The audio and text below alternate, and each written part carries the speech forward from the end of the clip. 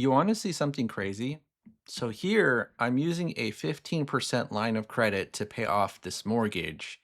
And you can see here that the interest that we pay is about 19 grand, right? Now, what if we did this? We changed this 15% line of credit into 1%. What's the difference? Only about 3 grand. Okay. So if you know how to do this right, you don't really necessarily have to fear the interest rate, right? Because finance is more about a holistic structure. But a lot of people think, oh my goodness, 15%. I would never take a line of credit at that interest rate. That's insane, right? But you kind of see here 15% and 1% in this instance are almost exactly the same. Obviously, one is less than 15, which is why you have a higher interest rate number or interest paid number with 15%, but you don't have to fear it. But a lot of people think that's insane. And that's what I'm going to do today, pay off debt with something called a line of credit. And that's going to be a higher interest rate than you normally deal with. So let's go ahead and do that today using something called the velocity method. So what is this method? Well, I'm going to tell you what, it's the exact opposite of Dave Ramsey's baby step number one, right? So first thing that we got to do is create a budget, right? Because a budget is a debt attack plan. So you have your income, expenses, leftover checking, and savings. And then what you do is you create an expense breakdown that lists every single debt that you have. So this person's got a lot of debt, even though they got good income. And on top of that, we have our personal expenses not tied to debt: food, gas, insurance, and all the other stuff. So it's $2,000 a month in this case. Now, one thing I want us to ask when we're doing this is, hey, if we were completely debt free, would we be in a much better situation? If the answer to that is yes, then this whatever I'm showing here will probably work, right? Whereas if the answer is, hey, if I'm debt free, I'm still negative, then that's a totally different situation, right? That's like more like bankruptcy territory. Okay. Actually, you know what? If you were debt free, if you were debt free, you couldn't even declare bankruptcy because there's no debt to declare bankruptcy on, right?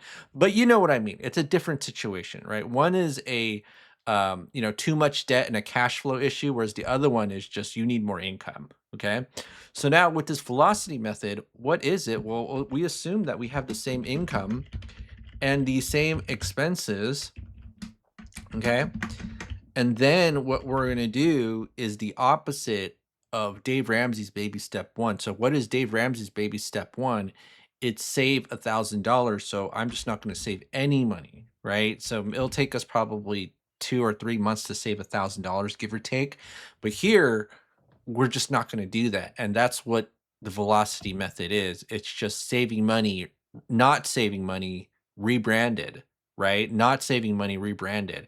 And we're also going to use a line of credit to help us not save money. So whether it's a 1% or a 15% line of credit, we don't really care. We're just all going to dump it into a line of credit, right? And why a line of credit? Because it's the only financial tool out there where you could dump all of your money in it. Okay, dump all of your money in it, and you can immediately take it out, right? Whereas you can't even do that with a credit card or a loan, right? You can't even do that with a credit card. Credit card's technically a line of credit, but you can't even do that with a credit card. Okay. All right. So that's why we use a line of credit. And then what we're going to do is strategically move these debts into a line of credit, right? Strategically move these debts into a line of credit. And we're also going to assume something crazy that's unrealistic, but it makes it easier to demonstrate the concept, which is that we're going to have a free and clear line of credit. Now, would you be able to get a free and clear line of credit when you're struggling with money? The answer to that is no, right? And why is that? Is because banks don't lend money to people who need it, right? When you need money and you go to a bank, pretty much automatic denial because you're seen as a giant risk. And the reason why the bank does that is because you have to understand their business model, which is they're either going to be a vampire or a leech. And when the vampire sees that all the blood has been sucked out of you by the other banks, aka the other vampires, and how do they know this? That's why they run your credit report, right? They want to see, hey, all the other vampires who've dealt with this person, are they sucking too much of his blood? And the answer to that is yes. They're going to say no. Like, we're not going to lend you money because banks don't lend money to people who need it. Because people who have money or who don't have money don't pay you back.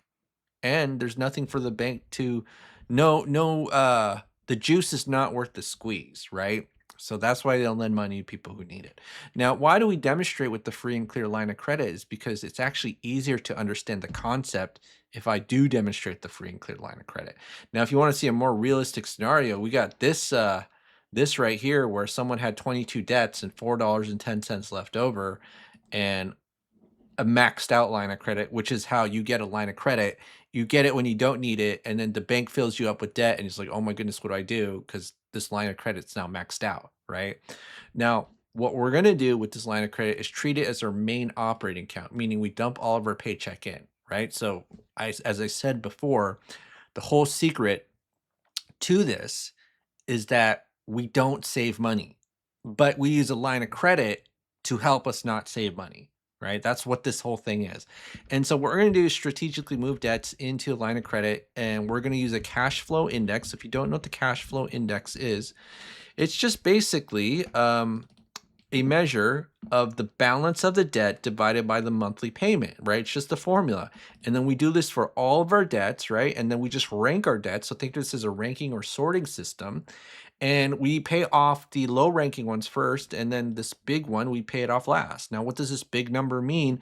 Well, it means that if I pay it off, I get itty bitty amount of cash flow, and the juice is not worth the squeeze. So if I pay $250,000, I'm only getting this itty bitty $1,100 cash flow, right? That's literally all it's saying. Whereas here, okay, 30 grand.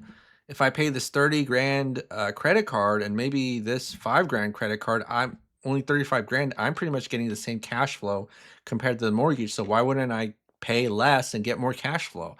That's essentially what the cash flow index means. So let's go ahead and follow this cash flow index and then move it into the line of credit. So it's going to be 5, 8, 15, 27, 37. And then I'm going to go ahead and sum it up. And that's going to be $92,000 balance into the line of credit. Okay. And then guess what happens when we just do a debt transfer? I'm going to show you what happens. This is the crazy part. All these payments go to zero, right? And so now this checking and savings is $460.47 has now turned into $3,500 without making more money. Did you see that? See how insane that is? This is exactly the same.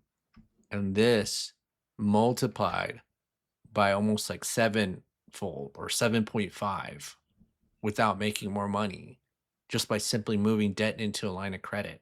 Now, the final step of not saving money is just dump all of your paycheck into the line of credit, and then you take your expenses out and then rinse and repeat over and over again. And then after every single month, the balance will go down about 3,500, which is what we're going to do. So let's go ahead and do that. And so G2 plus H2 minus 3515.47.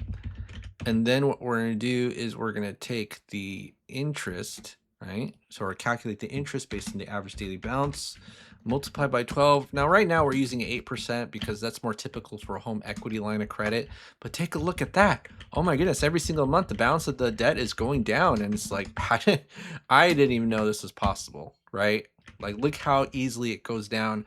You know, it's like one of those gym commercials where you shave the fat off or something like that. That's what it is. Shave off that debt. You know, look good for your summer body. You gotta take the. I'm just kidding. I don't want to say that because I don't want to be accused of recommending drugs to people, right? Take. You know, it's funny how like celebrities they recommend like GLP-1 drugs, and people act like like the whole population is now on them, but then they can't get they always tell me, oh, I can't get a line of credit. I can't get a line of credit. And you know why you think you can't get a line of credit? Is because you don't have celebrities being paid $1 gajillion to tell you that you can get a line of credit. Like I'm telling you, all right. So I honestly think if there were celebrities out there like Serena Williams, like telling you can get a line of credit, then like 90% of the population would believe they can get a line of credit. But because the line of credit is not heavily marketed towards the general population, most people believe they can't get it. But the most important reason why most people can't get a line of credit is because they try to get it when they need money, and the bank will always say no to that, right? Always say no. All right, so now let's go ahead here, 92K, and that's gonna be how much was that? Or how long was that? That's 92K at 29 months. 29 months, 92K. And let's go ahead and do that. All right, so now I'm going to copy and paste. And then we have 3 more debts. We have the auto loan, student loan, and the mortgage. So what I'm going to do right here is put the current month, which is 29. And then you kind of see right here. So we have the 3 loans, the terms, the payment amount, and then the current month. So it tells us the current balance. And look at this, we got the cash flow index, right? So a lot of people will be freaking out because they'll be seeing the 7% student loan and they're saying, why are you paying off that? Why aren't you paying off the 7%? Like 3% is lower than 7, right? Now, I always tell you all, think about holistically, right? Think globally. Don't think about just this one thing, because that's what traditional modern I don't want to say traditional, because that's the opposite of modern society. I was gonna say I'm getting my words mixed up, but that's how modern society thinks. It's just like one thing at a time, right? Kind of like actually, you know what? Isn't that pre-Einstein thinking when it comes to like science? Yeah, it's pre-Einstein way of thinking about or not physics, finance, right? You're looking at one thing at a time. Okay? You gotta look at the whole picture. Let's look at the whole picture. Don't just look at the 7%. Now, why are we looking at paying off the 3%? It's because we got this low cash flow index, 24 grand for $824 or $26, right? Rather than 32 grand for 464. Okay, so let's get that bang for our buck. Follow the cash flow index, okay? And then I'm just gonna go ahead and do this, and then it's gonna be plus 24626.02. And then what we're gonna do is, because it's just, this is the auto loan, 46 grand auto loan, is now we have over $4,000 in our cash flow, and now we just update our cash flow to reflect how fast it's gonna pay off our debt. So I'm gonna go here, and it's gonna be 4342.03, and then I'm gonna go ahead and copy and paste, and then this is going to be right here. So 35 months till our debt is paid off for the auto loan. See how easy that was? My goodness, this is so easy. So it's 92 plus 46, so that's 138K. So let's go ahead and do that. Yes, 138K. All right, so now this is going to go to 0. Or I'm sorry, what are I doing here? Why did I put that as 0? Okay, so now we just do 35 months in our loan calculator right here. So 35, and then we just follow the cash flow index again. Now, we do have to take into account the interest rate, right? So if we want to move a loan into a line of credit, it's relatively safe to do it. The interest rate's very similar. Obviously, 7 is less than 8, but at this point, I'm comfortable doing that, even though you might be leaving some money on the table. But let's just be a little bit lazy for the sake of the demonstration and just move this loan into a line of credit. So I'm just gonna be plus 31055.41. And then, all right, so now what we gotta do is update our cash flow. It's $464. Let's go ahead and do that. And that's $4,806.46. So let's go ahead, copy and paste. And then that'll be 4806.46. And then copy and paste. And then we'll blam 42 months it's paid off, right? So now 42 months, so 138 plus 40, so that's 178K. Okay, so now here, the final step is that 30-year mortgage. So what's the balance of the 30-year mortgage? Well, at month 42, it's 233,000. You know, it's funny. Somebody left a comment, is like, the balance of the mortgage goes down as time passes. And I'm like, yeah, that's what this calculator tells me. Like, okay, like, are you, like, okay, I accounted for that, I accounted for it, but people just don't. I don't know, maybe 20-minute video. I know that 20-minute videos these days is way too long for the average person's attention span, but I know a lot of you actually watch this too. So, the average video runtime or view time on this channel is like 8 to 10 minutes, which is insane for someone who does nothing with special effects and all I do is Excel spreadsheets over and over again, right? So now we'll pay off this mortgage, okay? So we have, two ways we can pay off the mortgage. Number one is extra payments. Extra payments is the default option that nobody does, right? Everybody knows they can do it, but they don't do it. Why? Because too inconvenient. It's just like overpaying a credit card. Too inconvenient, right?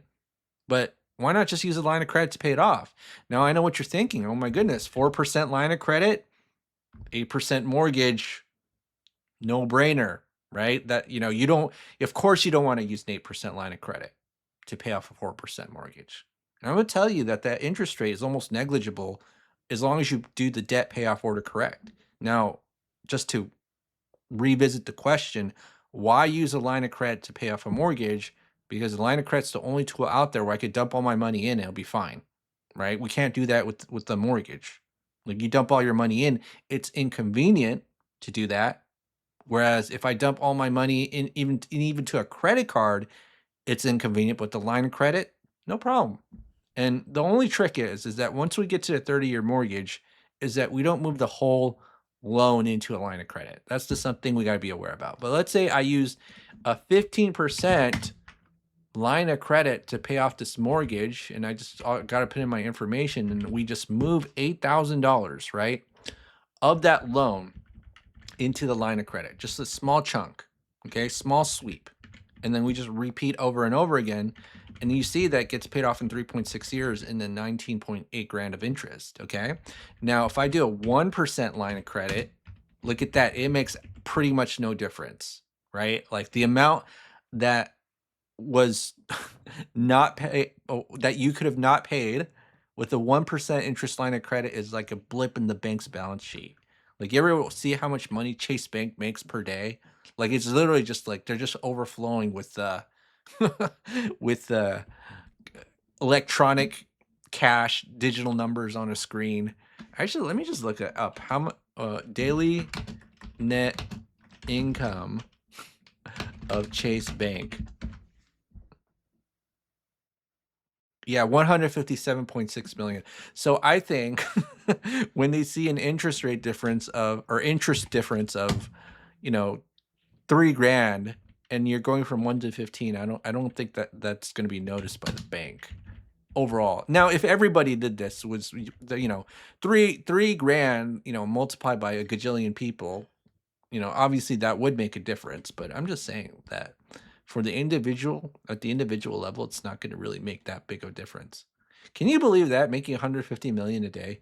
Like it's nothing. They're just a cash generation machine, right? That's what a bank is without making a product. All right, well, that's it for today, folks. This is 𝐸 Mentorship here with another video. Have a great day, and I'll see you all in the next one. And yes, if you want to let me know that you made it to the end of this video, just type in "I am insane." That's how you let me know in the comment box below that you watched the end of the video. All right, have a great day. And yes, I am insane.